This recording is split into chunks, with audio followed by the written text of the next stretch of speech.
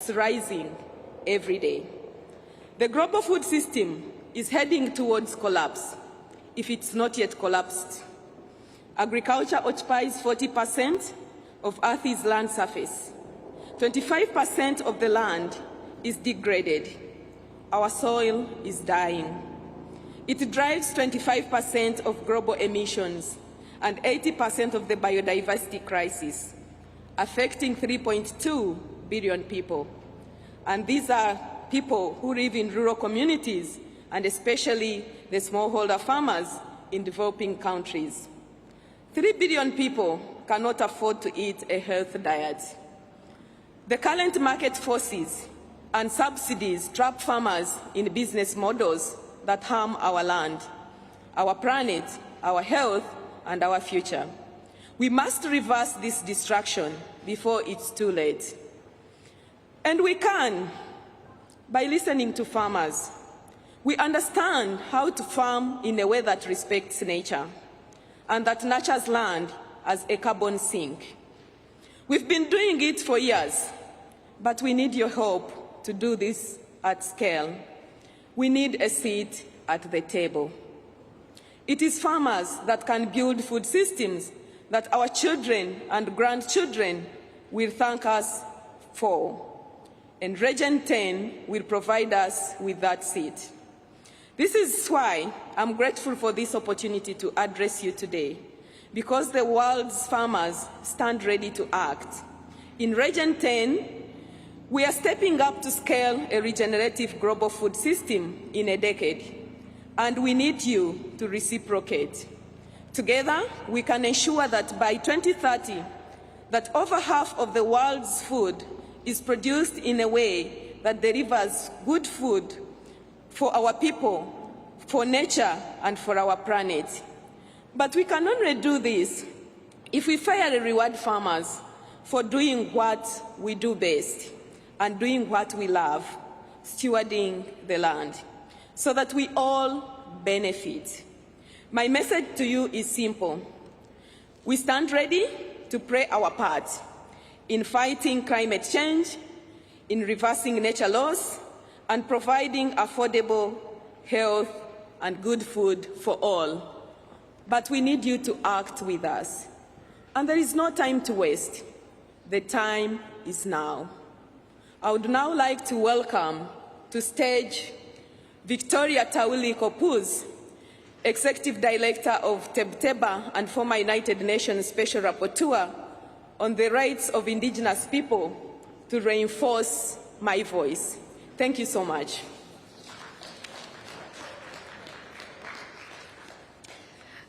Thank you, Elizabeth Madala, for your introduction. I am here to speak for the interests of 500 million indigenous peoples in over 90 countries, the unsung heroes that protect 80% of the world's remaining biodiversity. Where we still have forests and wetlands, it is because we protect this even when we are at the risk of being killed or criminalized. These places not only keep carbon on the ground, they help us remove it from the atmosphere. Protecting the rights of indigenous peoples is fundamental to our ability to mitigate and adapt to climate change and reverse nature loss. Industrial agriculture is encroaching into many of our territories, driving us from our lands, destroying our ways of life, and devastating forests and destroying the planet's biodiversity.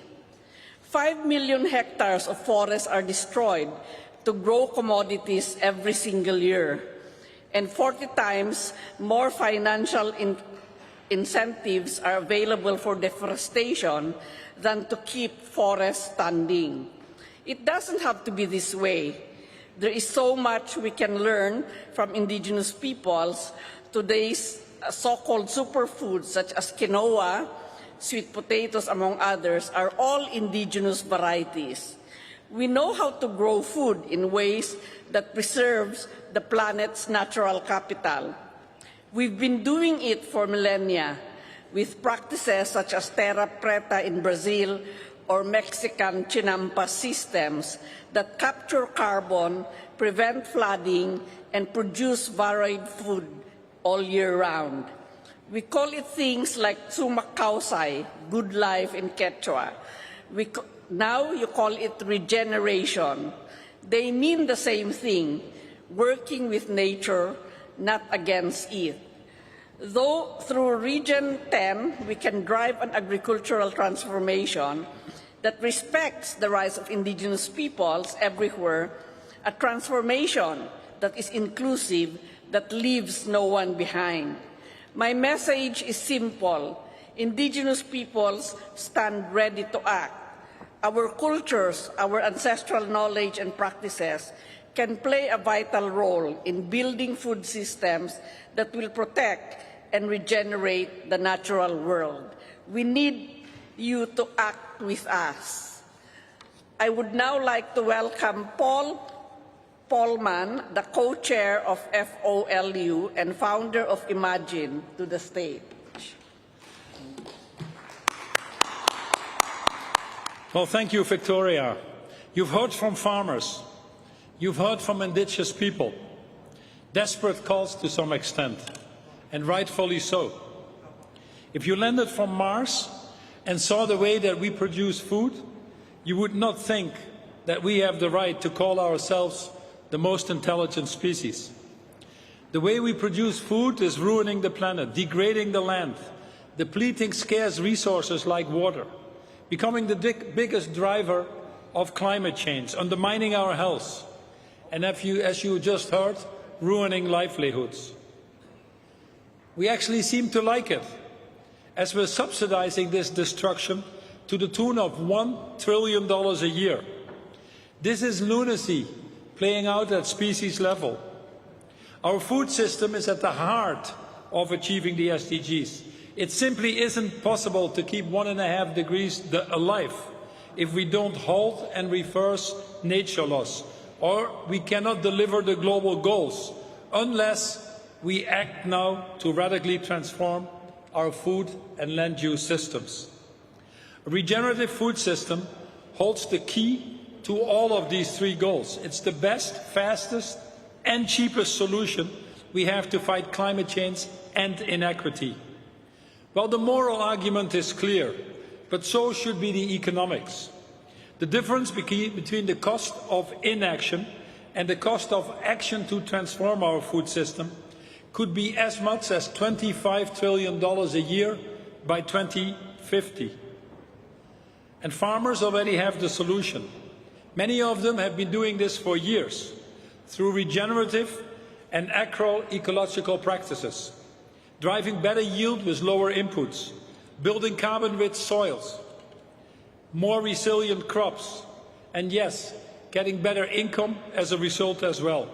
It works. Yet, less than 5% of our food system is produced this way. Scaling this to 50% by 2030 can be done for just $60 billion a year, less than 2% of the total investment required for the transition to net zero. And the benefits will be huge. When combined with strong action on deforestation and diets, it can cut up to 25% of global emissions, sequestering up to 7 gigatons per year of CO2, restoring degraded land, ensuring food security, and yes, halting and reversing nature loss by 2030. And we have a solution. It is called Regen 10, a bold collective action plan to scale the regenerative food systems worldwide in a decade. Our goal, very simple. By 2030, over half of the world's food to be produced in a way that delivers positive outcomes for people, nature, and climate. And what makes it so powerful is that it puts farmers at the center of this transition and brings together the stakeholders from across the system to empower and enable them. The alliance includes the farmer organizations, representing over 1 billion farmers worldwide, business organizations, representing 50% of global food production and covering over 30% of the sector's emission, Together, we will drive the alignment and convergence of existing initiatives and deliver on the 3 critical areas: mobilizing and enabling the global farmer community, aligning on metrics, outcomes, definitions and data, and developing transition pathways and proof points. The goals are simple. By 2030, have 50% of the world's food produced regeneratively for just $60 billion a year. 500 million farmers paid fairly for farming regeneratively. And yes, 60 billion per year deployed to finance this transition. In the next 6 months, we will align a first wave of interventions to be delivered before the next COP in Africa. But to do this, we also need your help. First, build food and farming into all country NDCs. Second, put in place the policies and subsidy reforms that reward farmers fairly for good land stewardship. And finally, create the market incentives, innovation and financing to help transform our value chains. As world leaders, you have a critical role to play.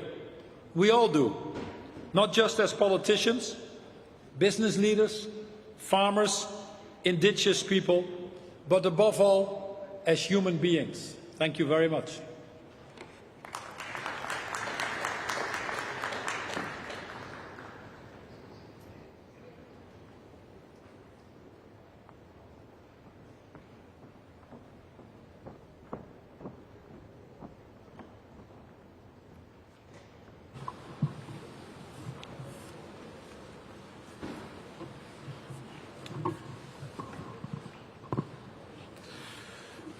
Distinguished Head of State and Government, delegates, ladies and gentlemen, I now open the joint 5th meeting of the COP26, the 5th meeting of the CMA 16, and the 5th meeting of the CMA 3rd.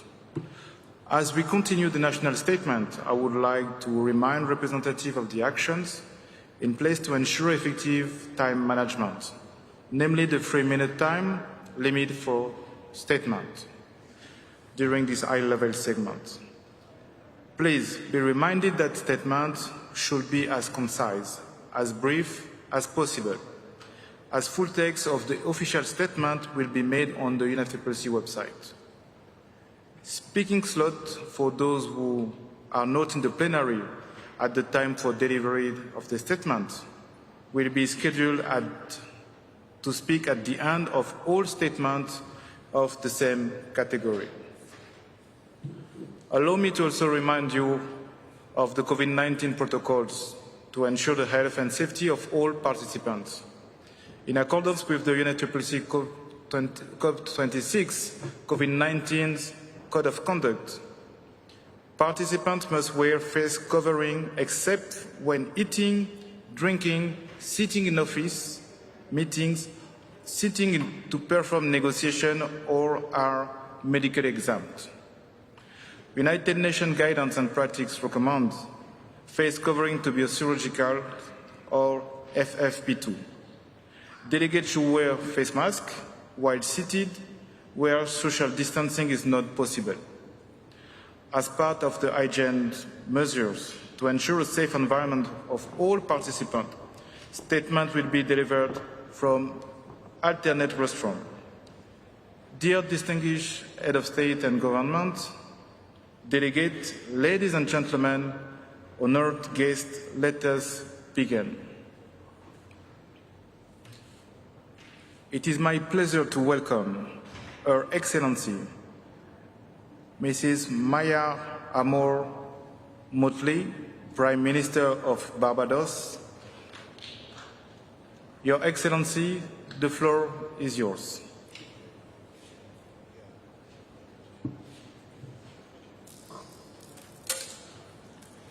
Thank you very much, Mr. President. It is my honor to present the national statement of Barbados at this COP26.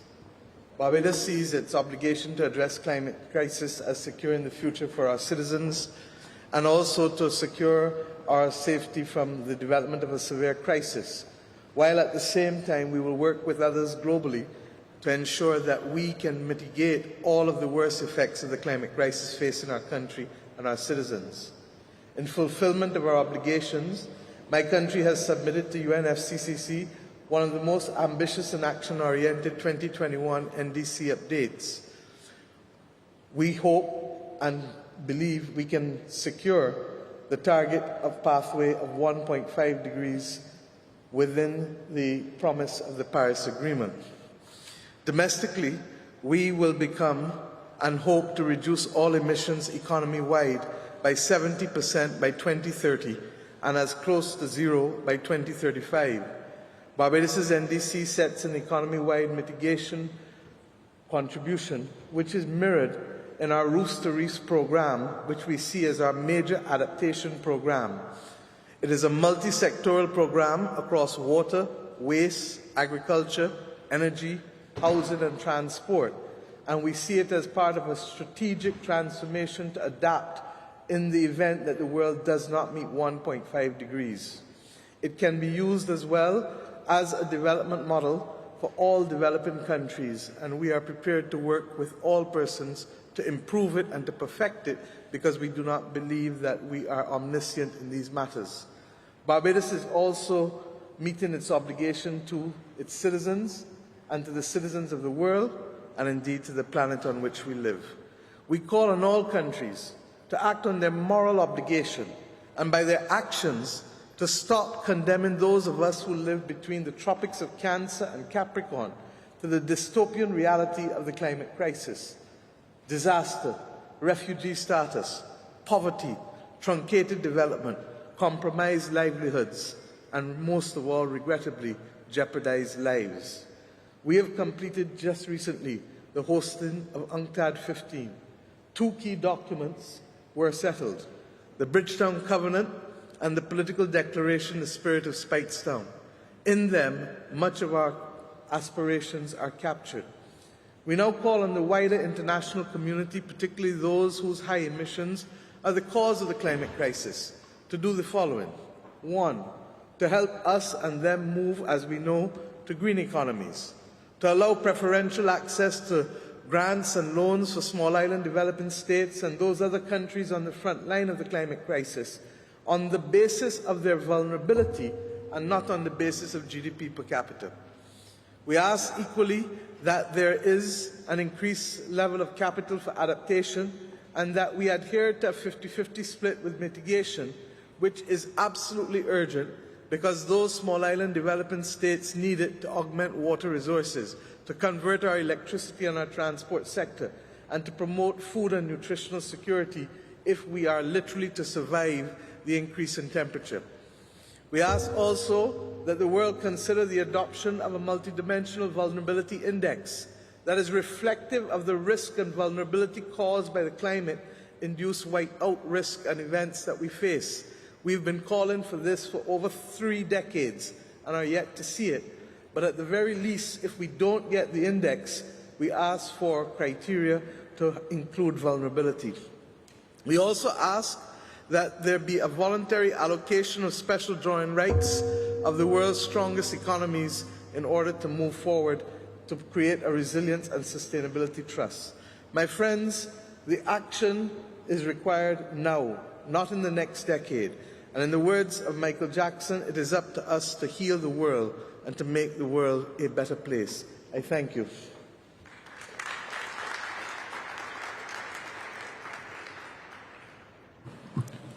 Thank you, Your Excellency. It is my pleasure to welcome His Excellency, Mr. Alexander De Croo, Prime Minister of Belgium. Your Excellency, you have the floor.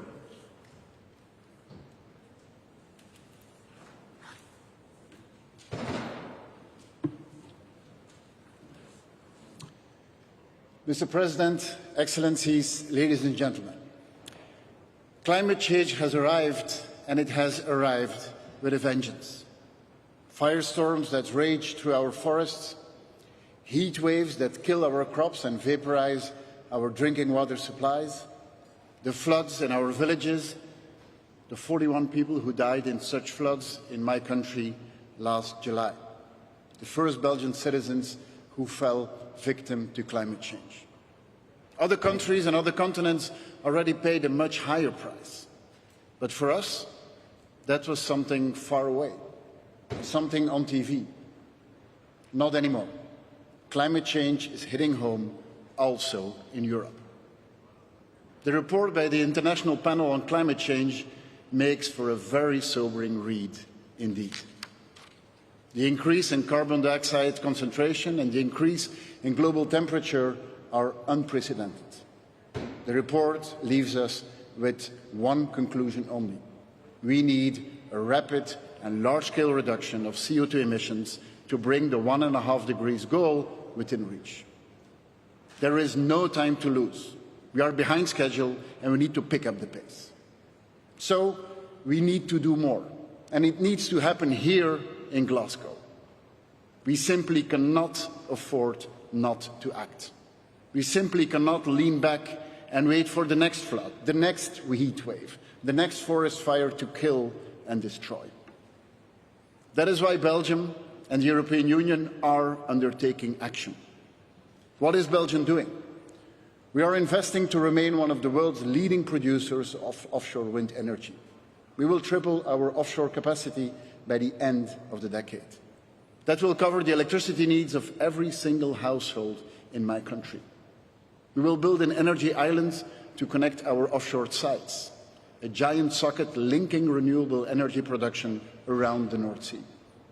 We have the clear ambition to become one of the most important hubs in clean hydrogen supply. To strengthen the resilience of the most fragile countries, we are increasing our contribution to international climate finance with 60%. And we will contribute with €200 million to the fight against deforestation. With the Green Deal, the European Union intends to be climate neutral by 2050 and to reduce greenhouse gas emissions by at least 55% by 2030. Europe has a historic responsibility regarding climate change. That is why we take the lead. But we are not the only ones to shoulder that responsibility. The other major economies should urgently take equivalent action, join Europe's ambitions. They should not do so for their own benefits, because sustainability is not only a matter of saving lives, it is also about protecting livelihoods, about building a new economy, creating new jobs, reconnecting with green economic growth, leveraging the innovative strengths of our companies for a more sustainable future. Otherwise, we will not get back on track to what we agreed in Paris. Now, the world is full of talent to make that happen. There are plenty of bright minds who are working on the climate solutions as we speak, in our world-class universities, in our forward-looking companies. Young people working from the garage of their parents will come up with climate solutions we're not even aware of today. We need to help people and companies to make this transition. And we need to ensure that this new economy is inclusive as well, making sure that everyone is on board. The climate transition is not only something for rich people in rich countries, because then we will fail. So everyone needs to be part of the change. That sustainable technologies are affordable, that the energy bill goes down thanks to renewables, that women and men have the right skills for new green jobs. We can do this. Europe can do this. The world can do this. We either overcome the climate crisis together or we do not overcome it at all. Ladies and gentlemen, there has been plenty of time for long speeches and lofty ambitions. Now it is time for action, starting today. This is not just another perfunctory summit we routinely attend. We are here out of sheer necessity and urgency. It's all hands on deck now, to do the job for which we were elected or appointed, to keep our people safe from harm, the very first task of any government, whatever its constitutional or political setup, to make our societies prosper, to make our economies reconnect with growth that is sustainable. We can still reach the Paris objectives. We have the scientific analysis. We have the technological solutions at hand. We are raising the money we need. We have the talent that is coming up with innovative answers as we speak. This is a challenge where young women and men lead the way. Now we need to muster political will. That's why we are here. The Glasgow conference is about political will. It is about the long-term perspective which requires action now. About making climate transition happen while no one is left behind, so that we come out stronger, more resilient. The world has come together here in Glasgow. Let us find that willpower and start to turn the tide. I thank you.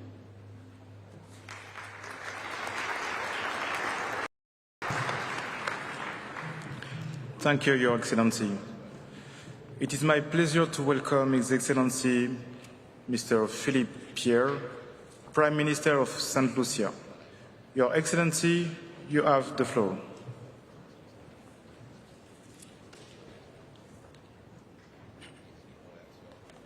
Mr. President, I join in commending you for hosting this momentous convergence of world leaders to set the stage for the United Nations Climate Change Conference this year. As we grapple with the global pandemic, I believe our presence here is testimony to our recognition that we are at a critical juncture, a tipping point. This is the last decade, 2020 to 2040, the last chance to set the world on track to 1.5 degrees. The question is, will we rise to the challenge? Will our moral conscience prevail? Small island developing states, as my country St. Lucia, whose special circumstances and needs were settled in Paris, are in the midst of a crisis for humanity. The UN Secretary General described the IPCC Working Group 1 report as a code red for humanity. Undeniably, certain changes such as sea level rise and ocean acidification are already locked in with dire consequences for SIDS and low-lying states. But we know that 1.5 degrees Celsius is still within our reach. To achieve it, we must act, and act now. Countries must urgently bring forward the NDCs with 2030 targets consistent with 1.5 degree temperature goal, supported by credible net zero by 2050 long-term strategies. We must support wind, solar, and other renewable energy investments. The power to turn things around lies in our collective hands. We must be focused and resolute. We cannot waver on matters of human survival. In this regard, world leaders must deliver on the long-term climate finance goal that was promised, supporting not only mitigation but also adaptation.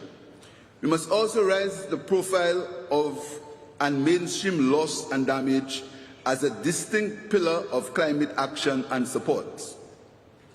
It is high time that we complete the Paris Rulebook.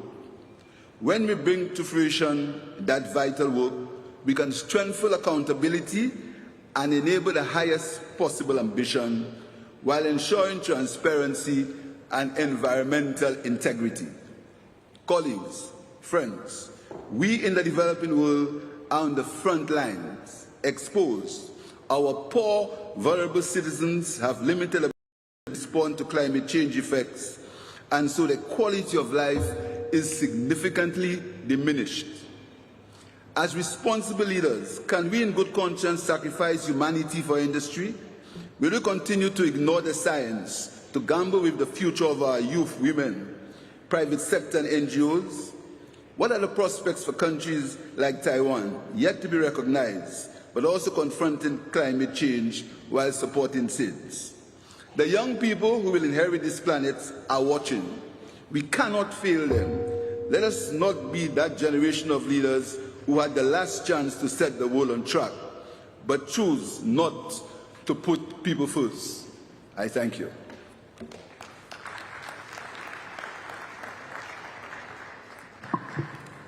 Thank you, Your Excellency. It is my pleasure to welcome His Royal Highness, Prince Salman bin Hamad, Al Khalifa, Crown Prince and Prime Minister of Bahrain. Your Excellency, you have the floor. Thank you, Mr. President.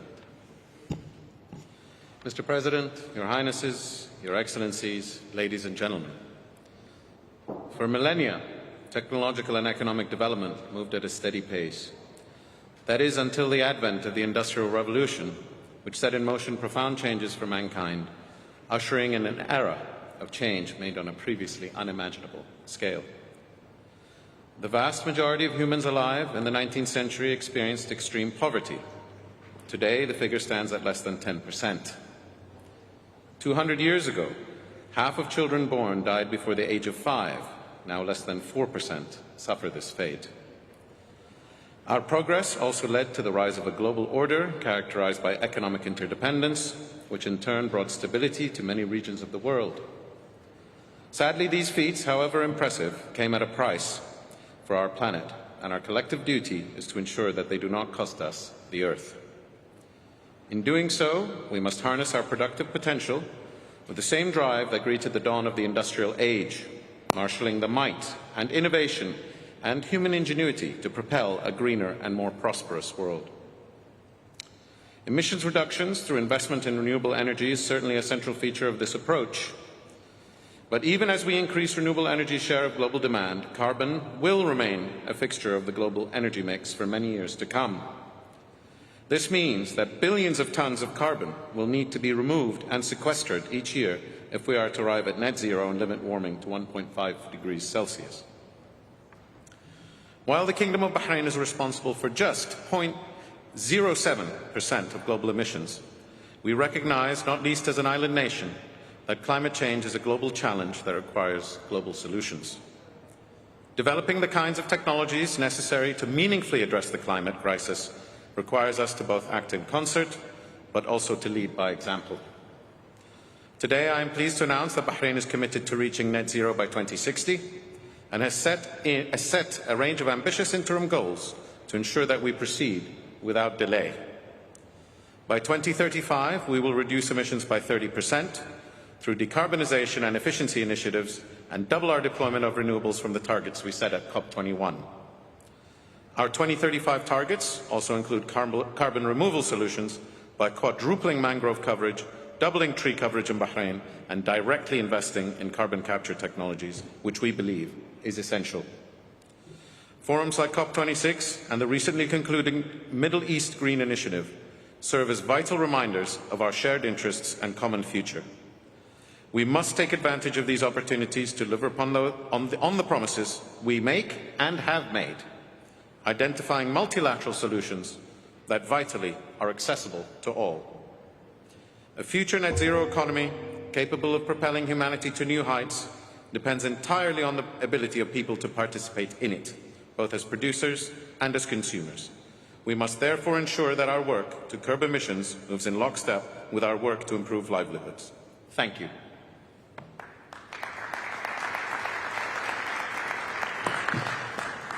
Thank you, Your Excellency.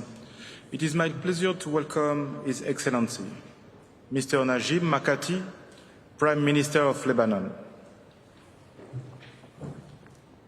Your Excellency, you have the floor. Thank you, Mr. President. Mr. President, honorable leaders.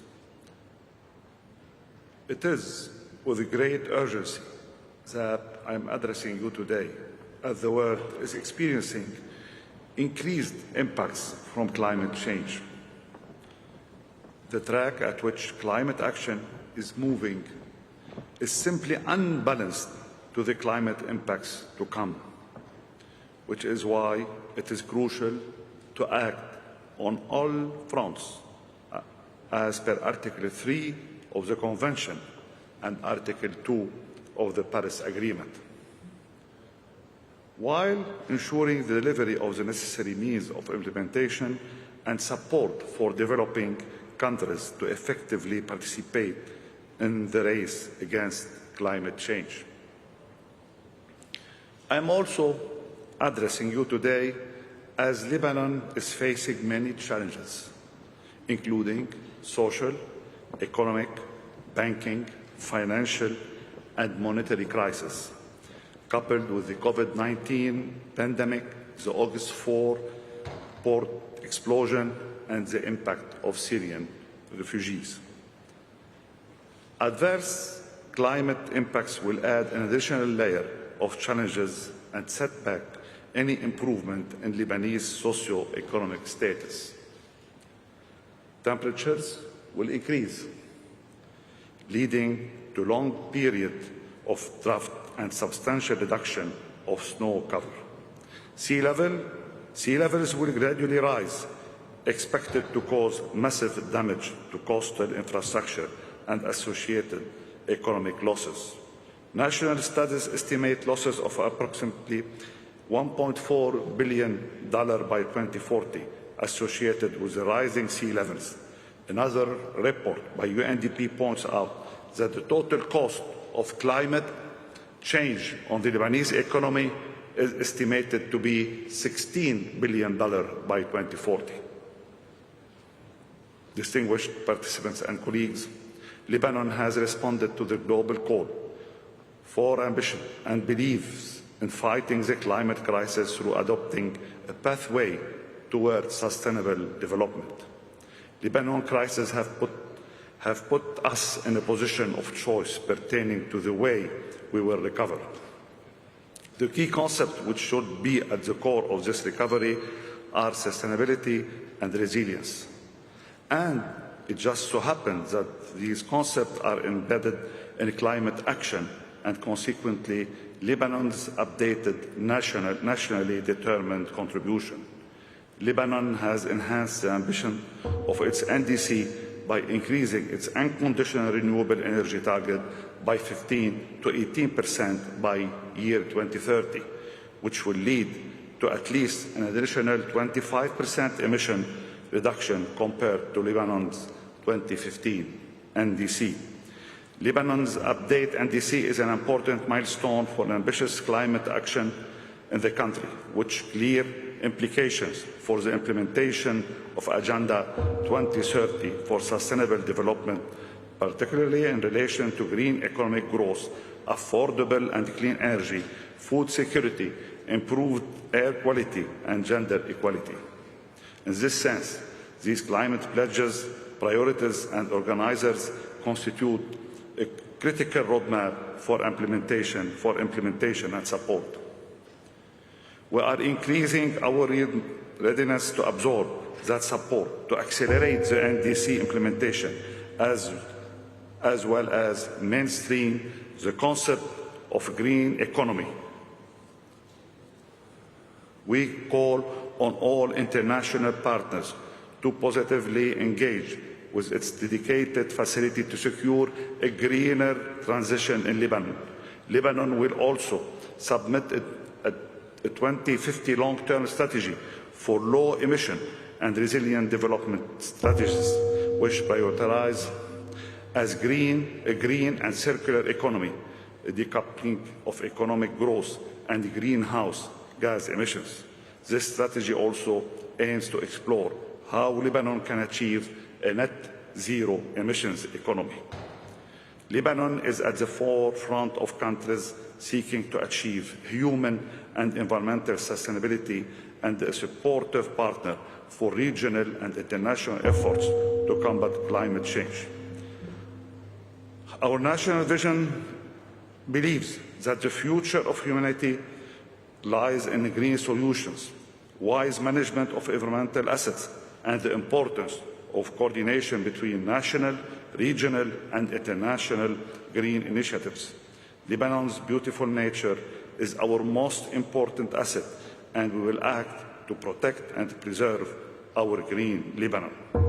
Therefore, Lebanon highly appreciates the effort of the Kingdom of Saudi Arabia and the set of initiatives it has put forward to protect the environment and tackle the climate change challenges.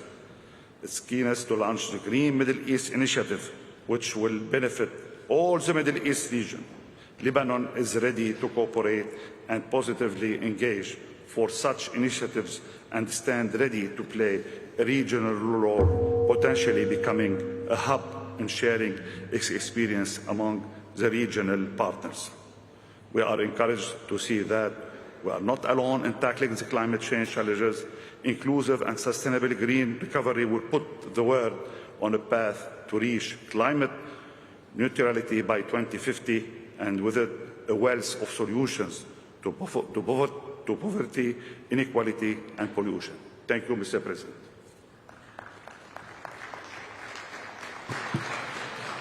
Thank you, Your Excellency. It is my pleasure to welcome His Excellency, Mr. Sauli Niinisti, President of Finland. Your Excellency, you have the floor. Mr. President, ladies and gentlemen, more than 40 years ago, in 1979, experts from around the world met in Geneva at the first World Climate Conference. In that conference, climate change was recognized as a serious threat. In 1990, the IPCC published its first assessment report that highlighted the global consequences of climate change.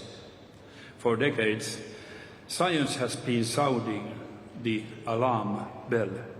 During these decades, we have gained more knowledge.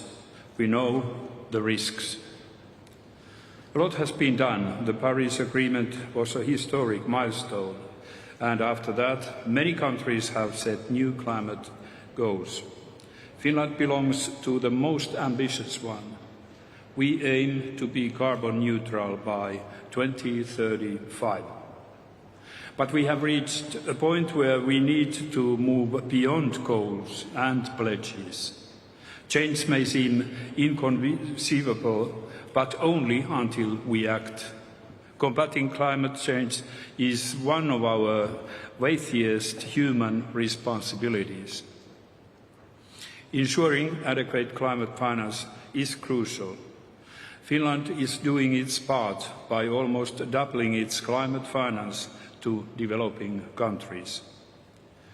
By co-chairing the Coalition of Finance Ministers for Climate Action, we also encourage the integration of climate action into national budgeting. Many truly impactful measures lie in this domain.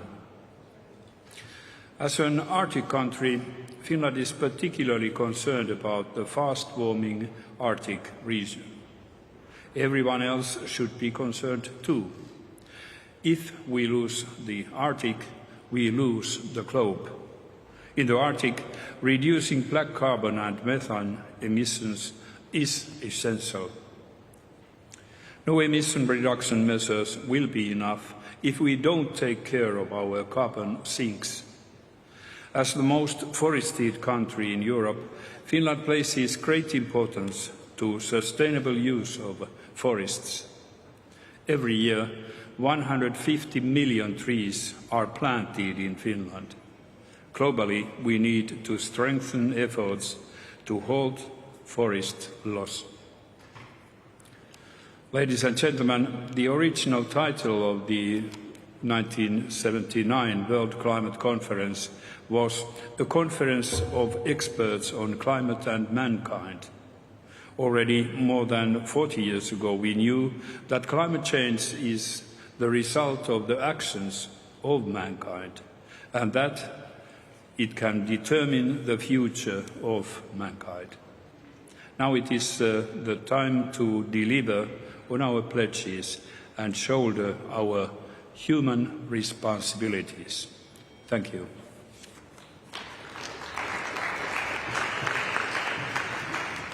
Thank you, Your Excellency. It is my pleasure to welcome His Excellency, Mr. Cleopas Dlamini, Prime Minister of Eswatini. Your Excellency, you have the floor.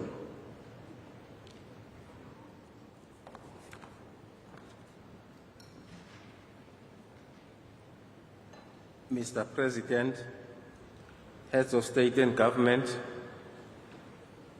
distinguished delegates, It is with great honor that I present this statement to this august gathering on behalf of His Majesty King Mswati III and Ingwenyama and the Eswatini nation. Allow me, Mr. President, to congratulate the government of the United Kingdom for the excellent task of ensuring that we gather physically and in a safe manner here in this beautiful city of Glasgow. Eswatini believes that you and the Secretariat brave such odds to present the sense of urgency on the need to accelerate our commitment to the Paris Agreement. The latest IPCC report shows that 1.5 degrees Celsius global warming is likely to occur, and Eswatini and the entire Southern African region is warming at twice the global rate. We are already experiencing extreme weather events, which include heat waves, floods, and droughts, resulting in huge economic losses.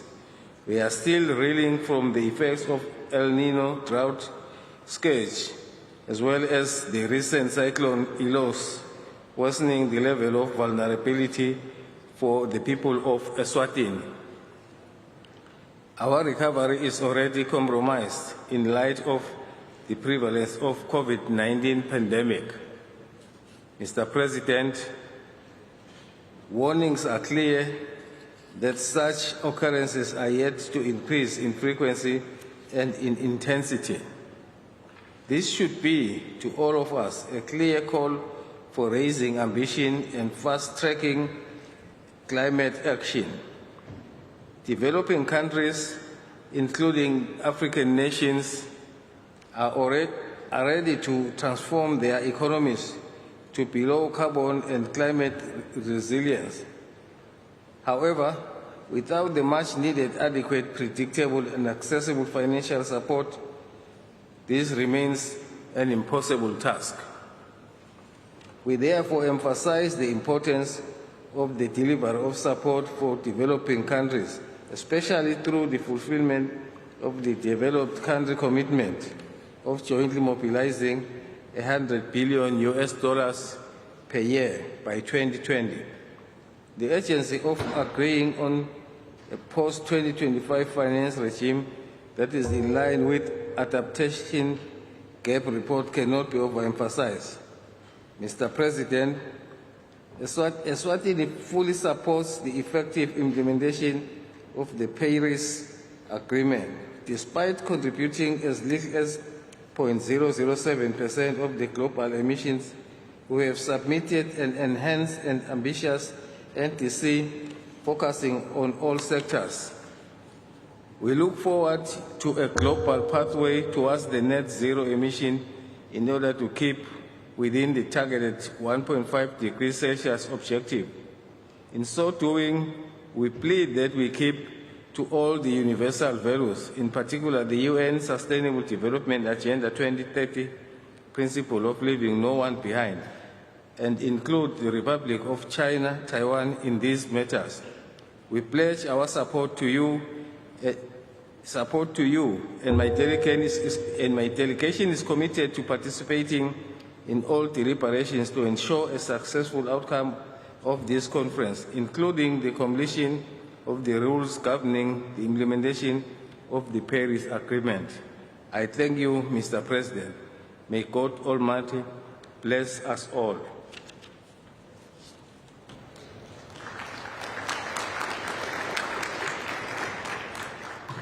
Thank you, Your Excellency.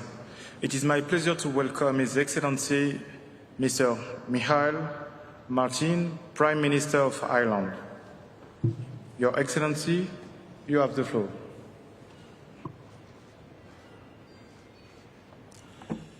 President, Excellencies, this is an important meeting for all of the world's people. We come here as leaders, and it is vital that we offer the leadership the world now urgently needs. Climate change is real. We are seeing its serious impacts already. The IPCC report in August confirmed to us that it is widespread, it is rapid, and it is intensifying. The scale of this change is unprecedented. But as the report made clear, it is not too late. Human actions still have the potential to determine the future course of climate, the very future of our planet. To achieve our Paris goals, immediate, large-scale reductions in greenhouse gas emissions are essential. Unless we act now, we will not keep the possibility of limiting warming to 1.5 degrees alive.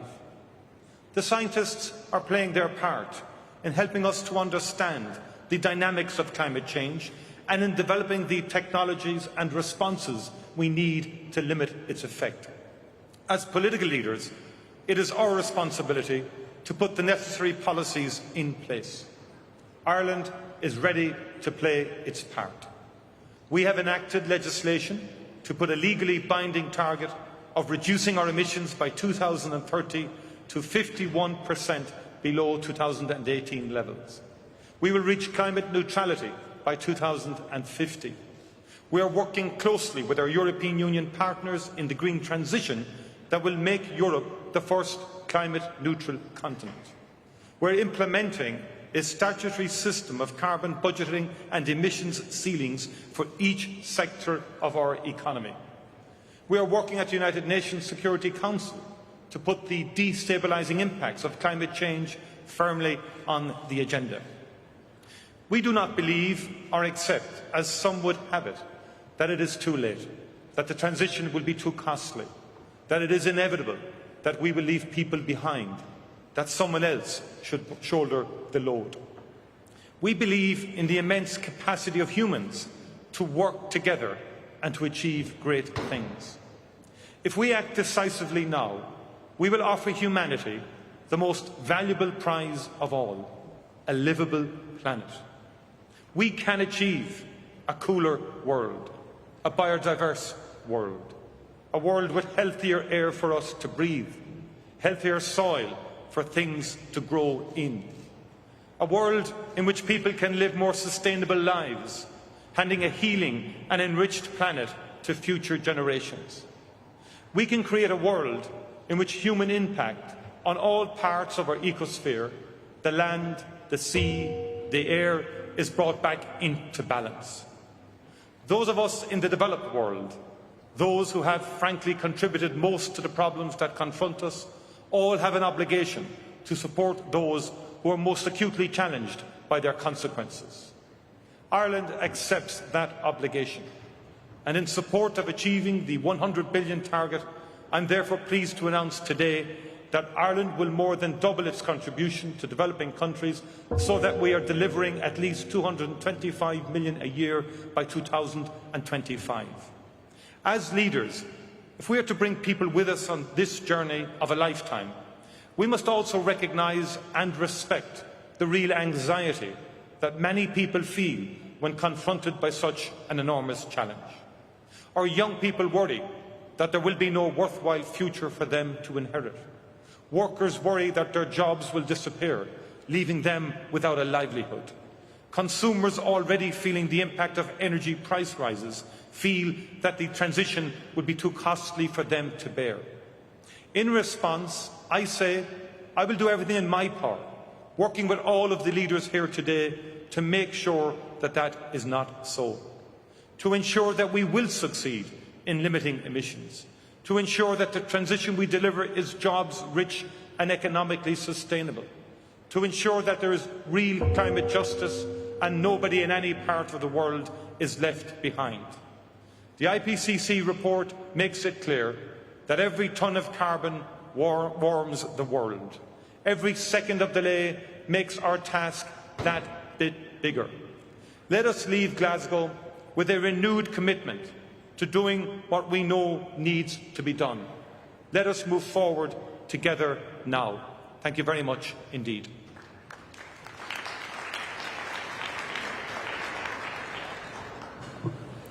Thank you, Your Excellency. It is my pleasure to welcome His Excellency, Mr. Andrej Plenković, Prime Minister of Croatia.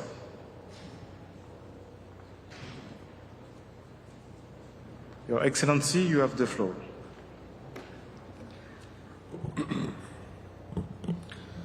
Your Excellencies, Mr. President, climate challenge is the greatest challenge of our lifetime and this century.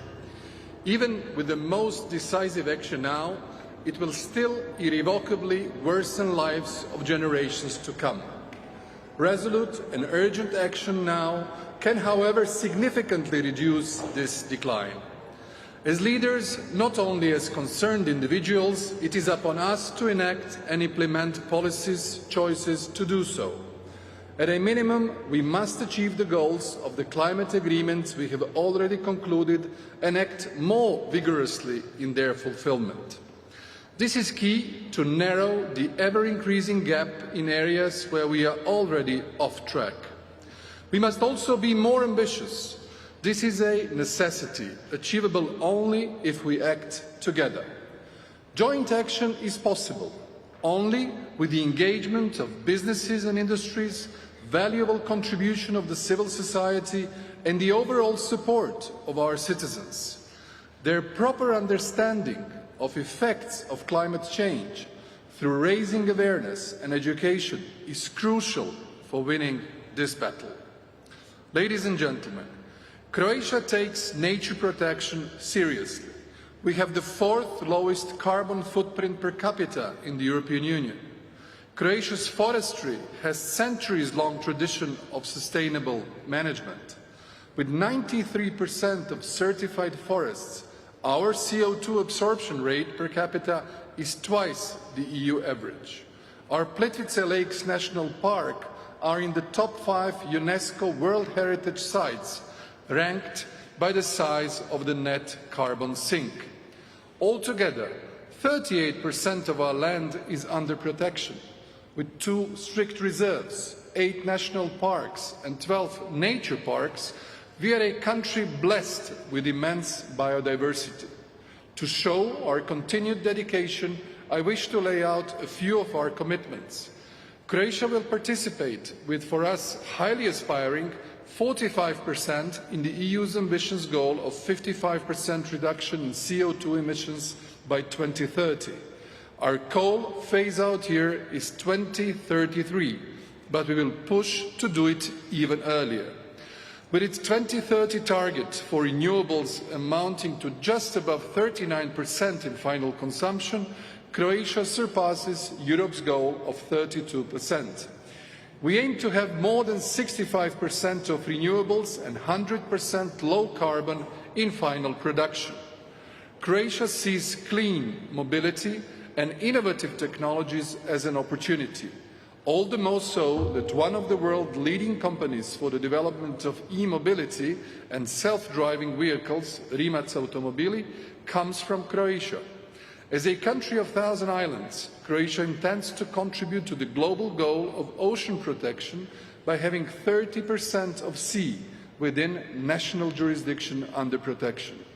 As a highly popular tourist destination, Croatia intends to compensate the impact of tourists on CO2 emissions by planting more than 1 million additional trees annually by 2030. We are enhancing resilience and increasing our aerial firefighting capabilities by establishing a regional centre in Zadar, Dalmatia. Its active capabilities will be to benefit of the Mediterranean climatological hotspot, in the vein of what we provided this summer to fight fires in Bosnia and Herzegovina, Greece and Turkey. Ladies and gentlemen, we must all bear our share of responsibility. Fighting climate change requires challenging adaptation and enormous efforts by economies and societies worldwide. The cost of not doing so will be immeasurably greater.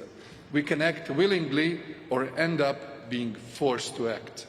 Any delay will make the process infinitely more painful. Let us work together to attain our common objectives through the United Nations framework. Thank you.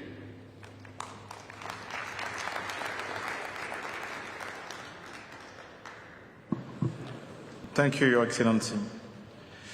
It is my pleasure to welcome His Highness Sheikh Sabah Khaled Al Hamad Al Sabah, Prime Minister of Kuwait.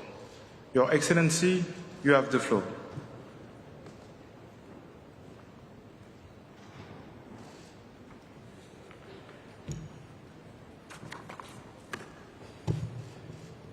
شكرا سيد الرئيس.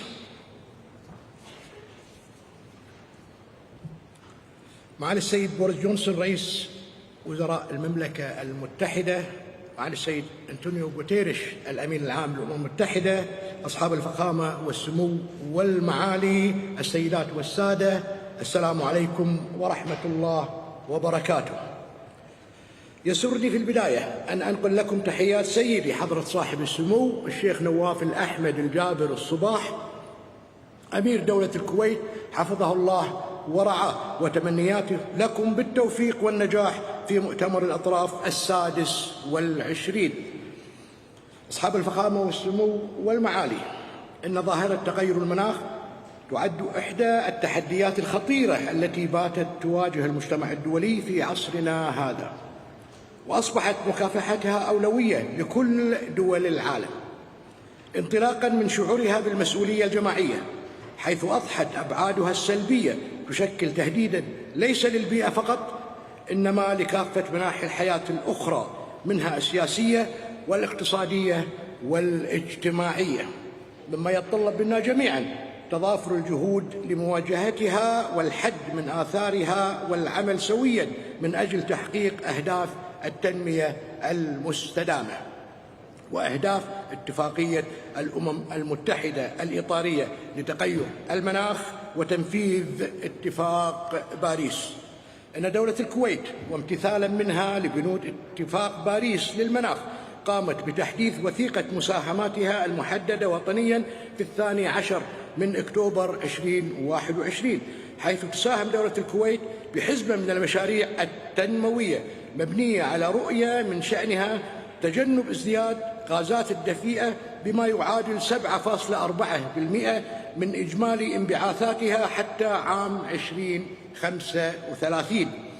حيث تم إقرار خطط وبرامج التنمية المستدامة على المستوى الوطني من أجل الانتقال إلى نظام اقتصادي منخفض الانبعاثات من الكربون المكافئ، بناء على توقعات انبعاثاتها المستقبلية في أنماط العمل المعتادة للفترة ما بين 2015 إلى 2035، حيث تولي دولة الكويت اهتماما كبيرا بتنويع مصادر إنتاج الطاقة في البلاد من خلال إدخال الطاقات المتجددة واستبدال الوقود الأحفوري بالغاز المسال لضمان استدامة إمدادات الطاقة للأجيال القادمة.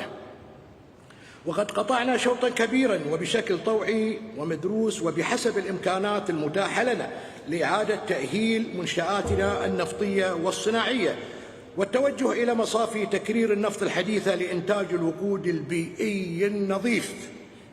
السيدات والسادة، تسعى دولة الكويت لتبني استراتيجية وطنية خفيضة الكربون حتى عام 2050 مبنية على مبادئ الاقتصاد الدائري للكربون والعمل على تعزيز الحد والتخلص وإعادة الاستخدام وإعادة تدوير غازات الدفيئة، بالإضافة إلى سد التشريعات والقوانين ذات العلاقة بالحد من الانبعاثات والتكيف مع آثارها السلبية على المستوى الوطني، وذلك تمشيا مع الالتزامات البيئية المحلية والإقليمية والدولية. كما أولت الدولة اهتماما كبيرا بزيادة المحميات الطبيعية لتصل إلى ما يزيد عن 15% من إجمالي مساحة الدولة، بالإضافة إلى زراعة نباتات المانجروف في السواحل والجزر الشمالية من دولة الكويت بهدف حجز وتخزين الكربون. إن دولة الكويت شاركت بفعالية في برنامج آلية التنمية النظيفة ضمن بروتوكول كيوتو، ونتطلع للمشاركة في آليات المادة السادسة ضمن اتفاق باريس للمناخ المتعلقة بالآليات السوقية وغير السوقية والتعاون المشترك لتعزيز التنمية المستدامة والسلامة البيئية، والتي نأمل إقرار مبادئها التوجيهية في هذا المؤتمر، على أن تكون المنهجيات والمبادئ التوجيهية متماشية مع متطلبات الدول النامية وتساهم في تنفيذ مساهماتها الوطنية المستقبلية بما يحقق أهدافها للتنمية المستدامة. إن لدولة الكويت إسهامات مميزة إقليميا ودوليا للحفاظ على البيئة والموارد الطبيعية في العالم، فقد قام الصندوق الكويتي للتنمية الاقتصادية العربية بتخفيف التداعيات البيئية الناجمة عن انحسار بحر آرال الواقع في آسيا الوسطى وبحيرة كورلي في جمهورية غانا، والحد من الإشعاعات الناجمة عن انفجار مفاعل تشيرنوبل والتي امتدت آثارها إلى جميع مناطق العالم ومنها دولة الكويت. ومؤخرا ساهم صندوق التنمية الكويتي من بين الجهود الإقليمية والدولية لتنفيذ مشروع للحد من ظاهرة الغبار والعواصف الرملية والأتربة العابرة للحدود بين دولة الكويت وجمهورية العراق، بهدف تخفيض ما يقارب 40% من فرص حدوثها، الأمر الذي تعاني منه دول الإقليم كافة ومنها دولة الكويت. شكرا لكم سيد الرئيس، والسلام عليكم ورحمة الله وبركاته.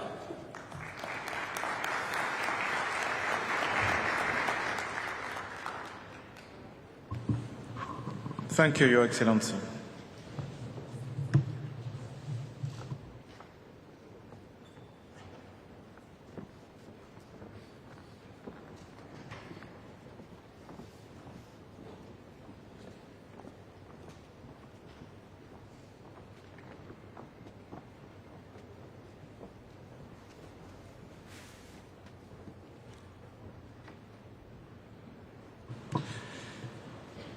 It is my pleasure to welcome His Excellency Mr. Kosi Anatano, Prime Minister of Tuvalu. Your Excellency, you have the floor.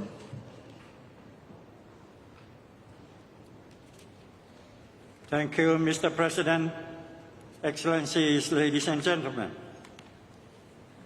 We are gathered here at the beginning of COP26, a COP marked by clear evidence of the increasing dire impacts of climate change and a pandemic that has demonstrated the interconnected nature of our global community. What we do at home reverberates around the world, reminding us of our shared responsibility to address climate change. Tuvalu wishes to reaffirm the urgency of the climate change crisis facing Pacific Seas, despite our negligible contribution to global emissions. We urge world leaders to similarly affirm the critical urgency of the climate crisis. This is the single greatest threat to Pacific livelihoods. Mr. President, we must conclude negotiations on the Paris Rulebook and safeguard the integrity of the Paris Agreement. We must urgently call on major emitters to take stronger climate action. However, we must also realize that these steps may not help countries like Tuvalu that are irreversibly affected by climate change. For Tuvalu, we must fast-track large-scale climate finance that are easy to access for bold, long-term and permanent adaptation solutions. Mr. President, whatever our progress in combating climate change, there will likely be countries who cannot adapt, and we will see significant loss and damage, even at safer temperature levels.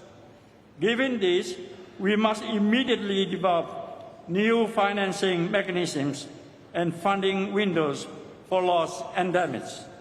We must preserve our statehood and sovereignty and develop legal mechanisms to recognize our maritime boundaries as permanent despite the impact of sea level rise. In the midst of COP26, we signed an agreement with the Prime Minister of Antigua and Barbuda to establish a commission of small island states on climate change and international law. The commission is obliged to request advisory opinions from the International Tribunal for the Law of the Sea on the legal responsibility of states for carbon emissions, marine pollution, and rising sea levels. We must support initiatives of this nature to develop and implement fair and just global and environmental norms and practices. For atoll nations, the ravages of sea level rise are now unalterable, and emission restrictions will no longer help us. For Tuvalu, we urgently require the means to build raised reclamation land to save ourselves. We must take bold alternative actions today to secure tomorrow. Mr. President, even if all greenhouse gas emissions cease tomorrow, Tuvalu and other low-lying atoll nations are sinking. Right now, 40% of the central district of Tuvalu's capital, Funafuti, is already below sea level at highest tide measures. We acknowledge plans by countries, but for Tuvalu, our existence has already been threatened, and it is already too late for Tuvalu and SIDS. We cannot wait for 10 years or for another year. Enough has been said. We must take action now to save and secure our future. Before I leave COP26, I was honored to be given this scarf. Just yesterday, a gift from the Aboriginal women of Australia. It displays the color of global warming with the strong message to stay safe in the blue areas. And I wear it today for them and our people in Tuvalu. I thank you, Mr. President.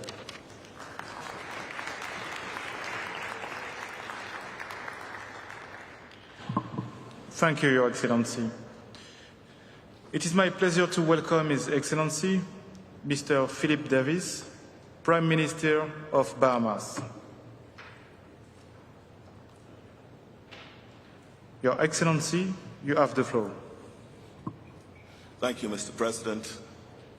Your Excellencies, this past summer at the Olympic Games, a young Bahamian woman and a young Bahamian man outran the competition to become gold medal winners in their 400-meter races. Our runners had the discipline and drive to work towards long-term goals. Our runners had the courage and determination to overcome every obstacle. And our runners had the ambition to believe, yes, they would succeed despite the odds. Colleagues, we must do the same to ensure that this gathering succeeds in a way that the prior 25 such meetings did not. We in the Bahamas will do what we can, but the limits of our nation's effort can accomplish are stark. We cannot outrun your carbon emissions. We cannot outrun the hurricanes, which are growing more powerful. And we cannot outrun rising sea levels as our islands disappear beneath the seas. Hurricane Dorian, that monster Category 5 hurricane, which devastated 2 of our main islands, feels like it descended upon us just yesterday. We still don't know exactly how many died, and some people still tremble at the first drop of rain. But every day, our yesterday is already becoming your todays, and fast becoming all of our tomorrows. But today we can still do something. As I said to the General Assembly of the United Nations in September, you will only be safe when we are all safe. We are out of time, colleagues. A recent study declared that the Bahamas had the cleanest air in the world. Other studies have shown that our distinctive, beautiful aquamarine seas are a magnificent carbon sink. Our seas reduce the amount of carbon in the atmosphere. The Bahamas is not now and never has been the problem, but yet we are forced to pay the price. We are among the top 10 most vulnerable islands, nation-states in the world. And the question I have for my colleagues today is, are we brave enough for this moment? Are we braver than our predecessors who led our nations at the previous 25 climate change meetings? Can we summon the courage and ingenuity and determination to succeed where they did not? Promises and agreements are easy. Action, specific concrete policy changes, is a lot harder. Action requires courage.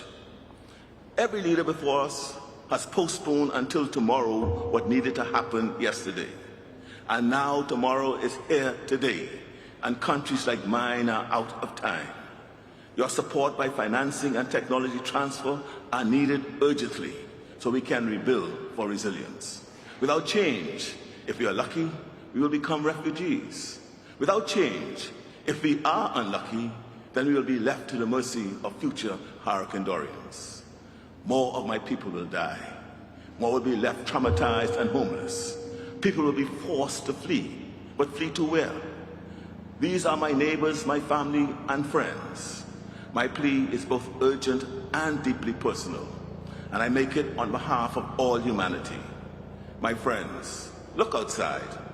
Our hurricanes are your fires and floods.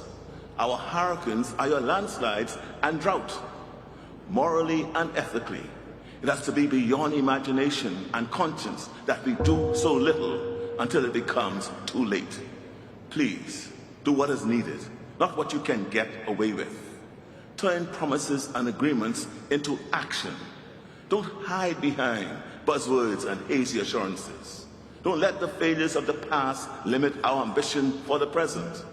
Have the courage to acknowledge that failure today will lead directly to destruction for humanity tomorrow. Like Bahamian gold medal winners, today we still have the chance to win the race against time and outrun the impact of climate change. I thank you.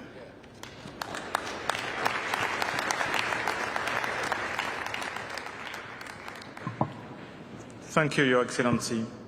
It is my pleasure to welcome His Excellency, Mr. Carlos Agostinho do Rosário, Prime Minister of Mozambique. Your Excellency, you have the floor. Senhor Presidente da COP26, Excelências, é com elevada honra que, em nome de Sua Excelência Felipe Jacinto Nyusi, Presidente de Moçambique, nos dirigimos à comunidade internacional neste debate da COP26. Reafirmamos o compromisso de Moçambique em trabalhar coletivamente na definição de ações concretas, eficazes e realistas que nos permitam abordar as mudanças climáticas de forma holística. Moçambique está na rota dos eventos climatéricos extremos que se registram de forma cíclica e cada vez mais frequente e com maior intensidade, tais como ciclones, cheias, inundações e secas. A título de exemplo, Moçambique foi afetado em 2019 e 2020 por 5 ciclones, sendo os ciclones de Idai e Kenneth os mais devastadores. Dada a frequência e intensidade com que os eventos climatéricos extremos se registram no nosso país, a nossa abordagem está centrada na prevenção, adaptação, mitigação, ressentimento da população virada para o desenvolvimento, construção de infraestruturas resilientes, assim como gestão de recursos hídricos, conforme o plasmado na contribuição nacionalmente determinada NDC atualizada. Moçambique sozinho, tal como outros países em desenvolvimento, não conseguirá ter recursos necessários para financiar ações estruturantes para fazer face aos impactos das mudanças climatéricas. Por isso, apelamos à mobilização de mais recursos, à suavização de critérios de acesso aos mesmos e transferência de tecnologias. Excelências, constitui prioridade de Moçambique a implementação de um programa de transição energética assente numa matriz diversificada, com fontes mais limpas e amigas do ambiente, que estão em consonância com os programas de desenvolvimento do nosso país. Contudo, Moçambique defende uma transição energética para energias mais limpas e amigas do ambiente, que seja gradual, faseada, de modo a minimizar o impacto do processo de desenvolvimento do nosso país. É neste contexto que Moçambique se propõe utilizar o gás natural como energia de transição para fontes mais limpas. Excelências, Moçambique está determinada a continuar a envidar esforços para atingir, em 2030, níveis de 102% de contribuição de energias renováveis na matriz energética nacional no âmbito do alcance dos Objetivos de Desenvolvimento Sustentável.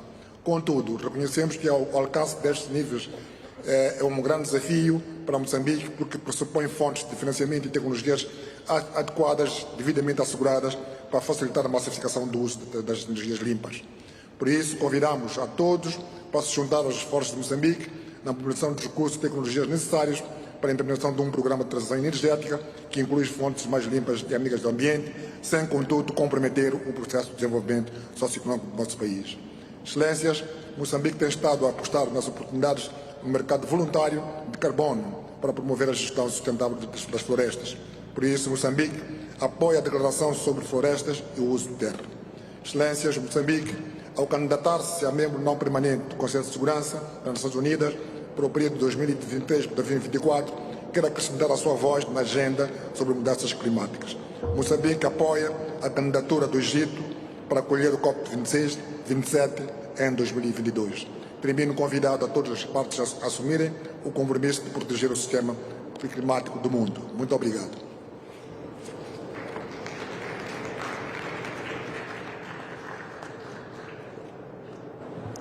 Thank you, Your Excellency. It is my pleasure to welcome His Excellency, Mr. Stefan Lanev, Prime Minister of Bulgaria. Your Excellency, you have the floor.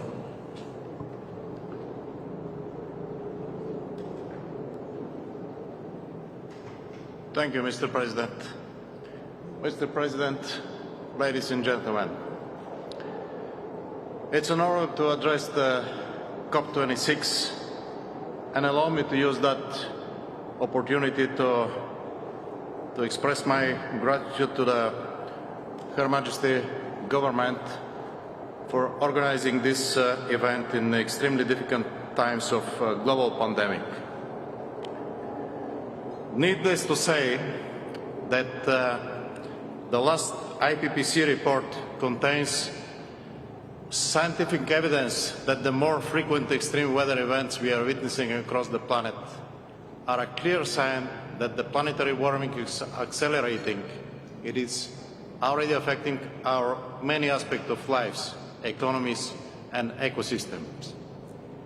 Our presence here today means that we realize how important it is to work together and that more credible actions are needed by all countries and by every one of us to limit the temperature rising. In this context, Bulgaria is completely determined to fulfill its commitment to the Paris Agreement. Along with the other European Union member states, Bulgaria will work for reaching the goal of climate neutrality by 2050 and for the more ambitious goal of 55% of reduction of greenhouse gas emissions by 2030, which is enshrined in EU legislation. At a national level, we have developed an entirely new set of measures in our recovery and resilience plan. It will become a new roadmap for decarbonization of the Bulgarian industry and for reaching economical growth within a sustainable and preserved environment, which includes phasing out of coal use by 2038-2040. Our efforts are focused on the three main goals: accelerated further development of renewable energy sources and hydrogen, increase of the energy efficiency of the economy, and sustainable mobility. All the measures that will lead to the green transition are carried out in the economic reality of today, the reality of an unprecedented pandemic and rising energy prices. Our main concern is the risk of job losses and the energy security of our country, as we believe that only a performing and a vital economy can be transformed. Therefore, the national features should be taken into account for a fair and proportionate approach. Bulgaria supports the united efforts of governments, private sectors, academia, and other stakeholders in our common goal to fight climate change. No country alone is able to face the global threat to climate change, because we don't have the option of or luxury of failure. Let us join our effort to reach a new consensus among all countries on the necessary climate actions and goals to achieve global climate neutrality by mid-century, as well as to agree on decisive short and medium-term policies based on the right balance between mitigation and adaptation. Thank you for your attention.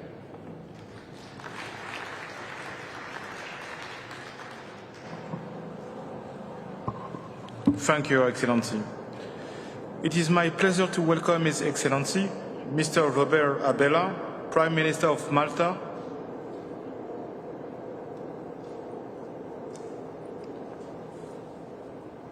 Your Excellency, you have the floor. Thank you, Mr. President, Excellencies, distinguished guests. Climate change is real, and it is happening now. And it is having devastating impacts.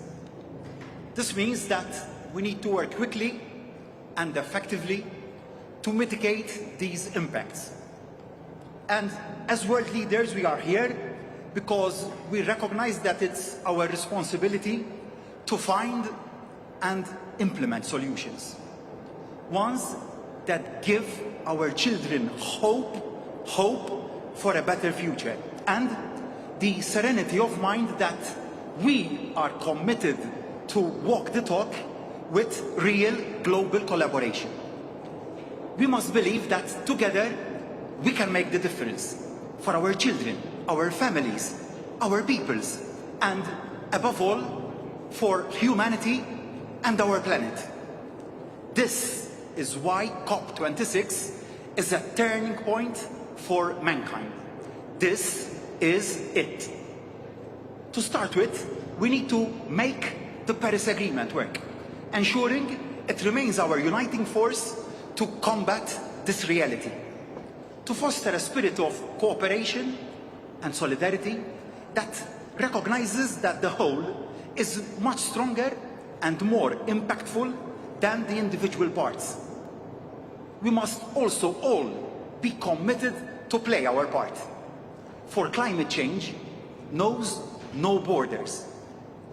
Its implications are universal, but its impacts are local, and its consequences have a disproportionate impact on the most vulnerable.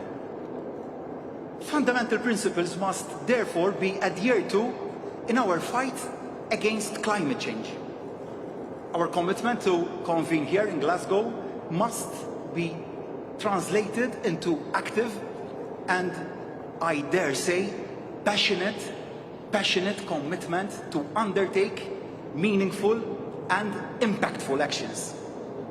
And as the world slowly recovers from the pandemic, the lessons we learned must not be ignored, and the slogan "Building Back Better" cannot just remain a rhetorical expression. We must effect real change and convincingly ensure a just transition that leaves no one behind in a compelling and tangible manner based on digitalization, talent, and a revision of how we measure national value and wealth. At the same time, we must reinforce our ambitions for collaboration and solidarity. The prosperity of one country should not translate into the isolation of another. The planet's new future should be based on the alignment of nations in their right for a better world, a world without disparity. If we aim for success in mitigating the ravages of climate change and building our resilience, we must also recognize the differentiated impact of climate change, especially upon the most vulnerable. The truth is that we all have a part to play in mitigating the climate impacts and addressing adaptational capacities. Malta will not be passive. Our commitment is to implement a low-carbon development strategy with ambitious 2030 targets that will lead us to achieve climate neutrality by 2050. For a small country of just over 300 square kilometers, with limited natural resources and very limited capacity for emissions reductions, these targets are very challenging. But Malta was the country that brought climate change to the attention of the United Nations General Assembly in 1988, and we want to live up to that legacy. Also, because we understand the threat that climate change poses to small island states that are increasingly being battered by climatic extremes. from rising sea levels to devastating storms, from drought to sudden precipitations, from import dependency to intermittent isolation caused by heavy storms. Small island states are currently in grave danger, and we all have a duty to ensure that no coastal state loses any of its rights due to climate change. This is why Malta is committed to offer its assistance to small island developing states. We share similar risks, we live common circumstances, and because sharing experiences and transferring knowledge are key components of climate action, we wish to share with small island developing states our experiences and our lessons learned for a fair and successful decarbonized economy. On a concluding note, transformation, infrastructure and adaptation capabilities need financing. It must therefore be ensured that funds are channeled to where they are most needed. Recognizing that developing countries are facing major challenges, Malta is committing to immediately double its contribution to the Green Climate Fund as of now. Ladies and gentlemen, I would like to make one final appeal. Let's rise to the occasion. Together, we will defeat this global existential threat to give our children what they truly deserve, a better future. Thank you.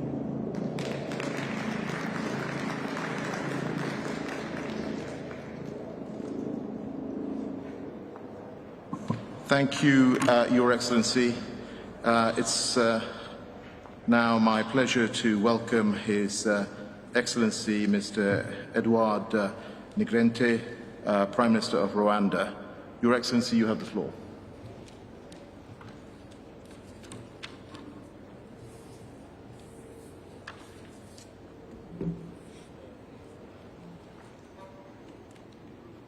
Thank you so much.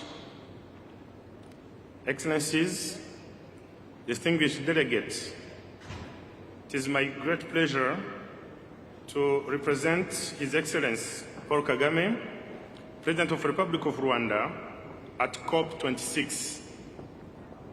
I would like to express my appreciation to the United Kingdom for hosting this summit and to the government and people of Scotland for your warm hospitality.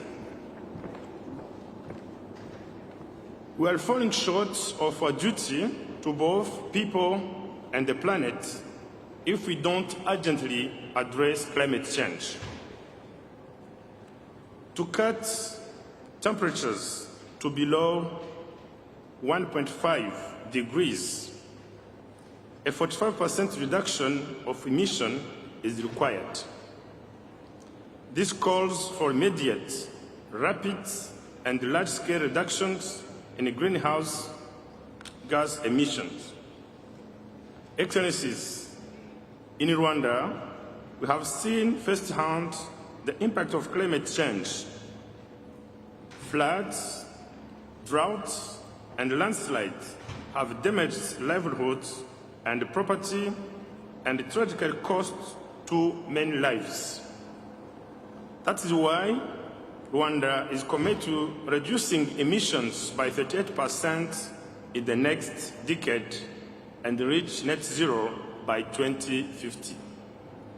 Rwanda looks forward to working with partner states and institutions to ensure our mitigation and adaptation plans can be effectively implemented and make impactful contribution to global efforts. I take this opportunity to thank every country that has ratified the Kigali amendment to the Montreal Protocol and encourage all remaining parties to do so. If implemented fully, the amendment could avoid to 0.4 degrees Celsius of warming by the end of the century. It is also time for us to come together to realize the potential of the Paris Agreement. Let us keep the 1.5 alive, scale up timely and ambitious actions, mobilize finance, and complete the Paris rulebook so that there are no more delays to climate actions. Rwanda pledges its full support for inclusive and transparent negotiations and for collaboration and dialogue between partners around the world. I thank you so much for your kind attention.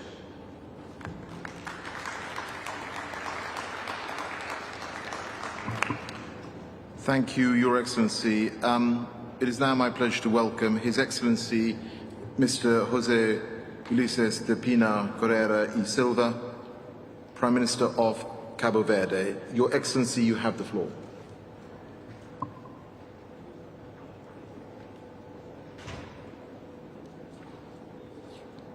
Obrigado, Sr. Presidente.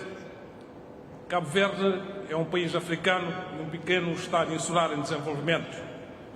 Nesta dupla condição, nós somos um país com elevadas vulnerabilidades económicas e ambientais e forte exposição a choques externos.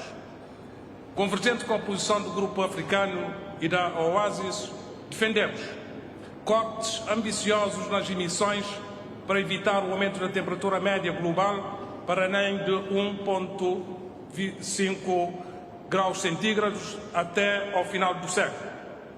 Políticas públicas e investimentos em empoderamento tecnológico para adaptação às alterações climáticas, transição justa e aumento da resiliência.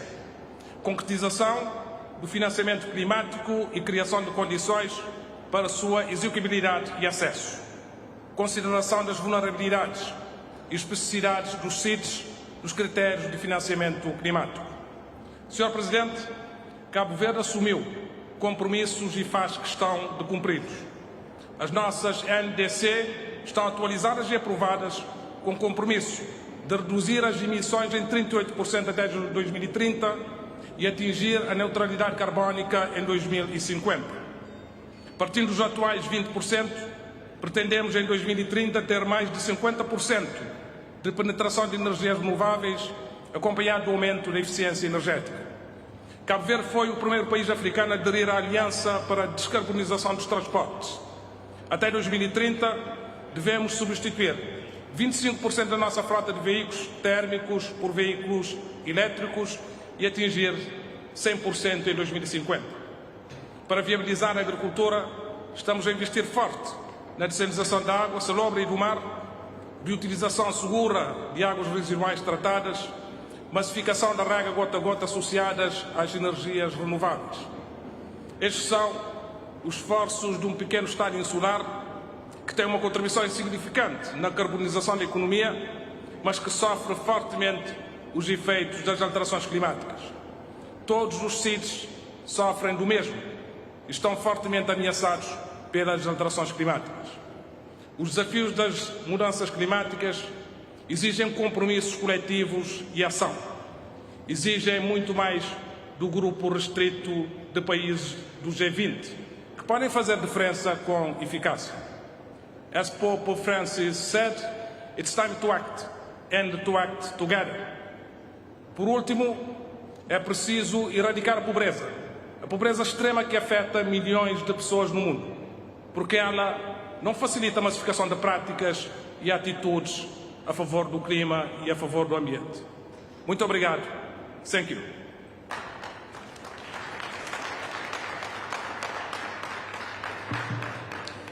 Thank you, Your Excellency. It is my pleasure now to welcome His Eminence, Cardinal Pietro Parolin, Secretary of State of the Holy See. Your Excellency, you have the floor.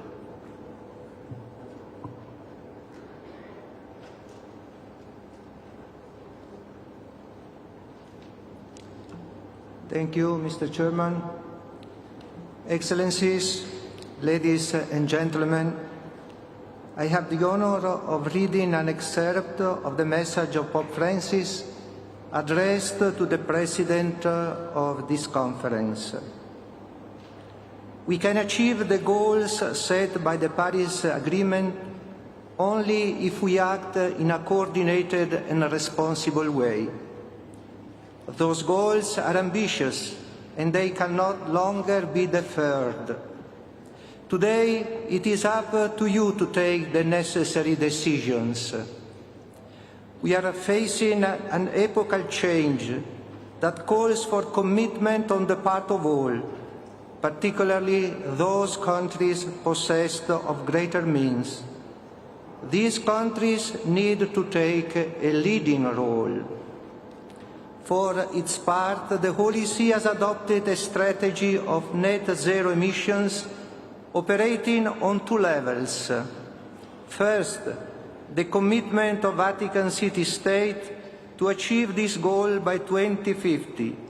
And second, the commitment of the Holy See to promote education in integral ecology, to favor a cultural model of development and of sustainability centered on fraternity and on the covenant between human beings and the natural environment. Along these same lines, on 4 October last, I joined a number of religious leaders and scientists in signing a joint appeal in view of COP26. What clearly emerged was a remarkable convergence on the urgent need for a change of direction, a decisive resolve to pass from the throw-away culture prevalent in our society to a culture of care for our common home and its inhabitants now and in the future. Humanity possesses the wherewithal to effect this change.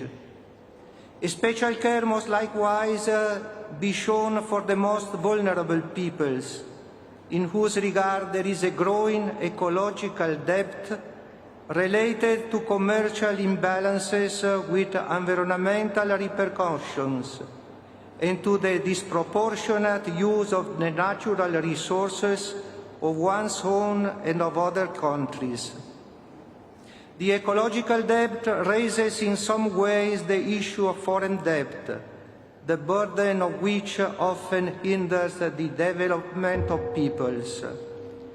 We can and must restart from a consideration of all these aspects, along with the setting in place of carefully negotiated procedures for forgiving foreign debt, linked to a more sustainable and just economic restructuring aimed at meeting the climate emergency.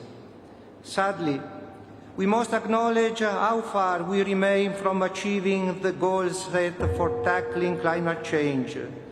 This cannot continue. There is no time to waste. All too many of our brothers and sisters are suffering from this climate crisis. Now it is time to act urgently, courageously and responsibly. I accompany you with my prayers as you take this important decision. Thank you.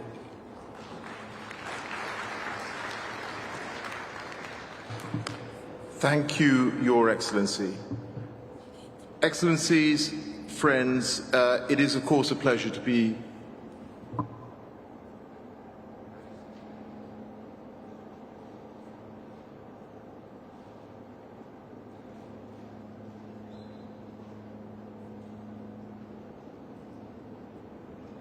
Thank you, Your Eminence, for the message from the Holy Father. Friends, ladies and gentlemen, as I was saying, it's a pleasure to be with you today as we close now the World Leaders Summit. And over the past 2 days, leaders have been clear. This COP must deliver our shared goal of pursuing efforts to keep 1.5 degrees within reach, including through the negotiations. And we have made progress. The Paris Agreement is working. We are bending the emissions curve downwards. We are becoming more resilient to climate change. And we've heard some good announcements on mitigation, adaptation and finance over the past 2 days. But positive though all this is, we know that it is not enough. Over these 2 days, we've heard that clearly from very many leaders. a chasm still remains between the words and the actions. And we've heard clearly about the stark reality that many face. Yesterday, Prime Minister Mia Mottley of Barbados told us, and I quote, 1.5 is what we need to survive. 2 degrees is a death sentence. And so we have less than a decade left to keep our shared goals, the goals of the Paris Agreement, within reach and limit the rise in global temperatures to well below 2 degrees, pursuing efforts to 1.5. And yesterday, His Excellency Carlos Alvarado Quesada of Costa Rica told us that he'd explained his departure to Glasgow to his very concerned 8-year-old. And he said to his son, "I have to go because we need to fix this." And we all know that he's right. The events over the coming days will continue to drive action. But the fate of the Paris Agreement rests on whether or not we can agree how to accelerate progress to 2030. And so our negotiated outcome must launch a decade of ever-increasing ambition and action, or we will put our Paris goals in serious jeopardy. Over these 2 days, leaders have made clear why such an outcome is needed. And ministers expressed in principle support at the pre-COP in Milan and the London ministerial that I convened in July. And we've heard different proposals. But the time for proposals and agreement in principle has passed. Now is the time for decision, for consensus. So I ask all world leaders to make clear to your ministers and negotiators that you expect this COP to produce resolution. And please tell them to come with a currency of compromise to these negotiations. And tell them that in 2 weeks' time, when Glasgow is behind us, we will all want to be able to look our people in the eye and be able to say that we played our part in keeping 1.5 alive. And success depends on all of us, but particularly our leaders. A crisis of such gravity and urgency requires direction from the top. Let's be frank, the history books will not relay the names of the officials stuck in the negotiating rooms. They will tell of world leaders and the course that they set at this critical juncture. So it is up to you, to world leaders, to ensure that the power of your words on this stage translates into actions and decisions from your ministers and negotiators. The world is watching, and it's time to deliver. This brings us to the end of our national statements in this plenary for today. Distinguished heads of state and government, the opening of the second part of the high-level segment will be held on Tuesday, the 9th of November at 10 a.m. in this plenary. With that, I declare this joint meeting of the COP, CMP and the CMA adjourned.